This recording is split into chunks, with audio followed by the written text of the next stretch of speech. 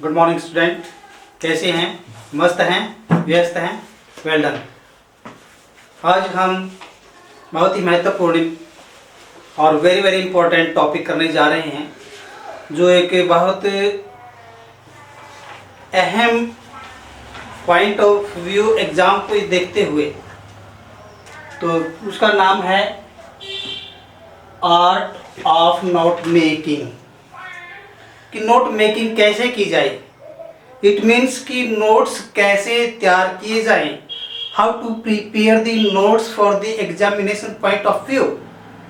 देखिए, note making is a useful skill. Note making एक useful skill है। Note making एक आर्ट है, नोट मेकिंग एक टेक्निक है, which helps us not only in learning long and difficult question, केवल हमारी लॉन्ग एंड डिफिकल्ट क्वेश्चन में learn करने में सहायता ही नहीं करता, बल्कि उसको अंडरस्टैंडिंग बनाने में भी, उसको इजी करने में भी हेल्पफुल होता है। तो ये बहुत ही महत्वपूर्ण है। लॉन्ग एंड डिफिकल्ट क्वेश्चन को सोल्व करने के लिए, उसको शॉर्ट बनाने के लिए नोट मेकिंग बहुत महत्वपूर्ण है। और स्टूडेंट इसी के लिए विचले फिरते रहते हैं कि कहीं कहीं से नोट्स ढूंढ के लाएंगे, फिर फोटो स्टेट करवाएंगे, पता नहीं कहाँ कहाँ से उन्हें व्यस्त इतने भाग दौड़ रहती है कि उनको नोट्स ही नहीं मिलते। और इस टेक्निक से विद्यार्थी खुद ही अपने सिलेबस से, अपने इच्छानुसार इजी लर्निंग से नोट्स तैयार कर पाएंगे। एक बार फिर रिपीट करता हूँ, notes making is a useful skill which help us not only in learning long and difficult question, केवल long and difficult question में भी सहायता नहीं करती, but it also helpful in our general life। ये हमारे जनरल लाइफ में भी हेल्पफुल होती है। अब देखिए बेनिफिट्स क्या है। नोट मेकिंग जो विद्यार्थी बनाते हैं, नोट्स तैयार करते हैं, चाहे किसी भी कक्षा के विद्यार्थी हो, 8वीं के, 10वीं के, +2 के या और हायर एजुकेशन में विद्यार्थी, यहाँ तक कि एमए एजुकेशन में भी एमए के विद्यार्थी, एमएससी के विद्यार्थियों को भी नोट्स करने की टेक्निक नहीं आती। वो भी कोई ट्यूशन रखता है, कहीं पर किसी के पास जाता है, किसी से खरीद कर लाता है, किसी की फ़ोटो स्टेट करवाता है, लेकिन इस टेक्निक से जानकर विद्यार्थी खुद ही फ़ोटो स्टेट करवाने की ज़रूरत नहीं पड़ेगी और ना ही उनको भाग दौड़ करने की जरूरत पड़ेगी। बुक से, इंटरनेट से वो शॉर्ट नोट्स तैयार कर पाएंगे। और उसके बेनिफिट्स क्या हैं, देखिए, लेंथी टू शॉर्ट कि एक बड़ा सा लेसन है, बहुत बड़ा क्वेश्चन है, उसको शॉर्ट कैसे तैयार करें, किसको शॉर्ट तैयार करें। Lengthy to short, remember easily. जब वो बड़ा लेसन तैयार होगा, लेंथी होगा, तो वो शॉर्ट बनाएगा तो उसको याद करने में भी बड़ी आसानी होगी, इजीली याद कर पाएंगे। Then revision in short period for exam. तो जब एग्जाम डेज में वो लेंथी क्वेश्चन, लेंथी लेसन भी इजीली शॉर्ट पीरियड में रिमेंबर हो जाएगा, रिवाइज हो जाएगा। नेक्स्ट, स्टोरिंग मटेरियल, और उसके पास मटेरियल बहुत सारा स्टोर हो जाएगा। नेक्स्ट, बेटर अंडरस्टैंडिंग दी टेक्स्ट, और उसे टेक्स्ट की और क्वेश्चन की अंडरस्टैंडिंग, समझ बेटर होगी। देन कि वो दूसरों से खरीद कर लाए, दूसरों की फोटो स्टेट करवाए, इजीली अंडरस्टैंडिंग से इजीली रिमेंबर भी होंगे। आगे देखिए, how to prepare notes. Notes बनाने कैसे हैं, कैसे तैयार करने हैं, किस प्रकार नोट्स तैयार किए जाए। सबसे पहले आपने कुछ नहीं करना है, केवल intensive reading of the passage. किसी भी किताब की पैसेज की, आप सारी किताब को एकदम नोट्स नहीं तैयार कर सकते, आप para wise, passage wise notes तैयार करें। Intensive reading of the passage, पहले बड़े ध्यान से उस पैसेज को पढ़ें, एकाग्रता से पढ़ें। अगेन रीडिंग, यदि जरूरत पड़े, आइडिया ना समझ में आए तो उसे को दोबारा से पढ़े। Underline the main heading and सब हेडिंग, मेन लाइन को, मेन हेडिंग को, सब हेडिंग को अंडरलाइन करें, ताकि आपको बार बार देखने की, बार बार जांचने की, दोबारा दोबारा से पढ़ने की पूरे पैसेज को आवश्यकता ना हो। इसके साथ साथ नोट आइडिया, और जो आपके दिमाग में आइडिया आते हैं उनको नोट करते रहिए। जब भी हम किसी भी क्वेश्चन का या किसी भी पैसेज का नोट तैयार करते हैं तो सबसे पहले हमें मेन हेडिंग देखना पड़ता है।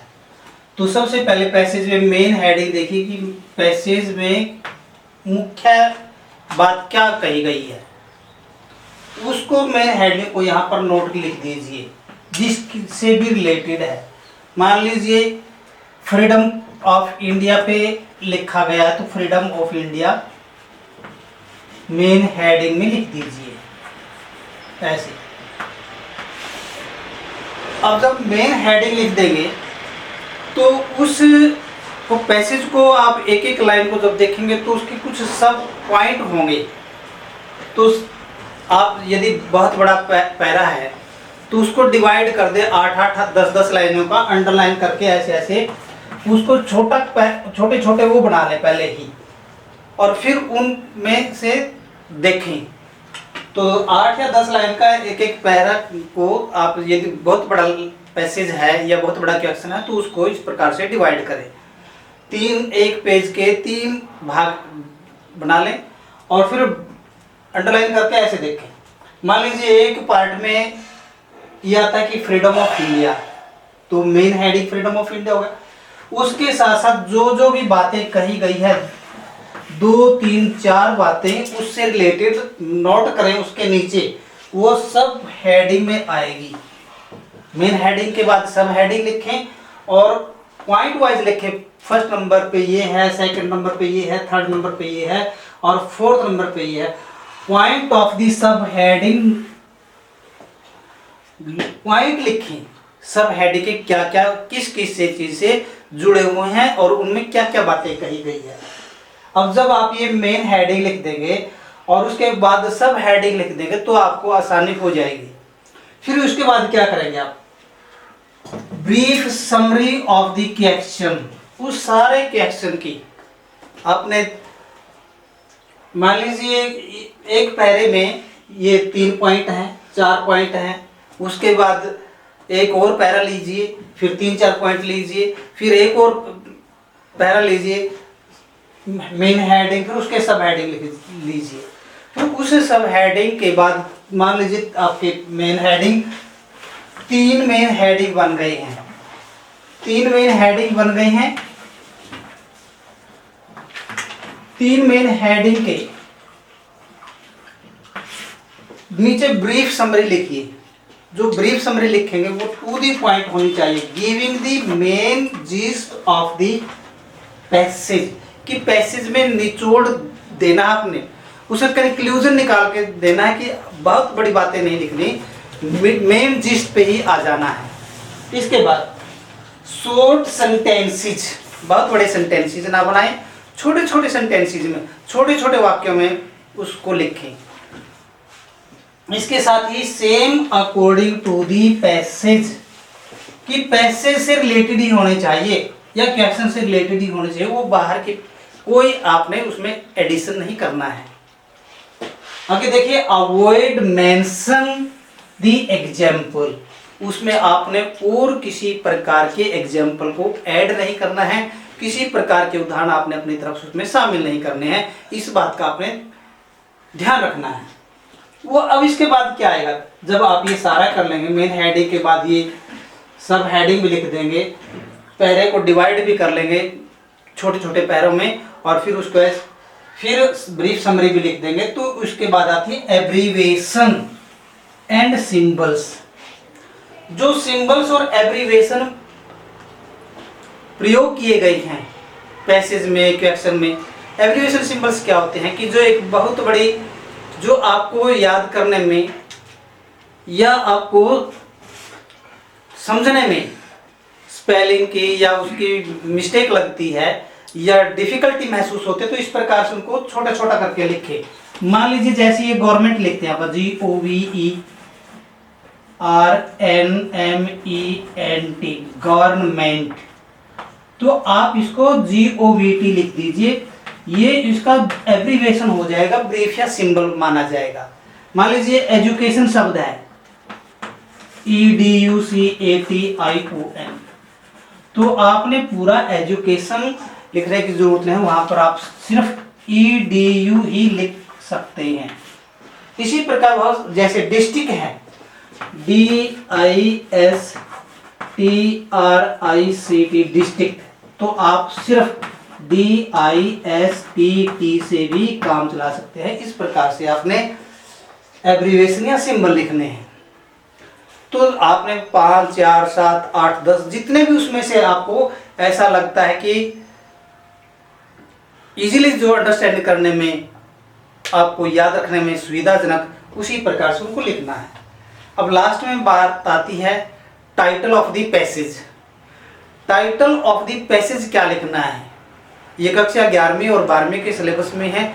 वैसे तो ये जनरल टॉपिक भी है, लेकिन title of the passage last में पूछा जाता है क्वेश्चन में, और ये सेकंड क्वेश्चन है जो +2 के और +1 के सिलेबस में है और 5 नंबर का आता है। तो उसका टाइटल पूछा जाता है और नोट मेकिंग में क्वेश्चन पूछा, title and note making the passage. तो उसमें बाद में आप टाइटल लिखेंगे तो उससे रिलेटेड जुड़ी हुई बातें ही लिखेंगे। जो भी आपको मेन हेडिंग जितने भी आपने लिखे हैं उनका एक निचोड़, एक ही टाइटल लिखेंगे। एक ही शब्द में भी हो सकता है, वो 2 शब्दों में भी हो सकता है, और वो 3 शब्दों में भी हो सकता है, और एक सिंगल सेंटेंस में भी, ब्रीफ सेंटेंस में भी हो सकता है। मान लीजिए जैसे फ्रीडम ऑफ इंडिया, तो हो सकता है कि struggle for the freedom of India हो। आर्टिकल और प्रीपोजिशनल शब्दों को छोड़कर बाकी सभी अक्षरों का पहला जो लेटर होगा वो कैपिटल होगा। कैसे देखिए, स्ट्रगल का S कैपिटल, फॉर ये प्रीपोजिशन शब्द है इसलिए इसका स्मॉल लेटर F, ये TH द आर्टिकल है, इसका पहला T small letter, freedom F capital F, of preposition small of, and India का I कैपिटल। तो इस बात का ध्यान रखना है कि जब भी हम टाइटल लिखते हैं प्रीपोजिशनल शब्दों को छोड़कर, आर्टिकल शब्दों को छोड़कर बाकी के लेटर सभी कैपिटल लिखते हैं, और लेटर की जो टाइटल की बिगनिंग है वो हमेशा ही कैपिटल लेटर से शुरू होती है, चाहे वो प्रीपोजिशनल लेटर शब्द हो चाहे वो आर्टिकल का शब्द हो। तो इस बात का ध्यान रखेंगे, आपको अच्छे से समझ में आया होगा। और ये टेक्निक बड़ी सरल टेक्निक है, आपको नोट्स तैयार करने में किसी भी प्रकार की कठिनाई नहीं होगी। आप इसको समझें और शेयर करें। यदि आपको ये नोट मेकिंग की टेक्निक अच्छी लगी है, अपने सभी आगे दोस्तों को भी इसका लाभ मिले। धन्यवाद। और बुद्ध पूर्णिमा है आज, उसके लिए आप सबको लाख लाख कोटि कोटि बधाई।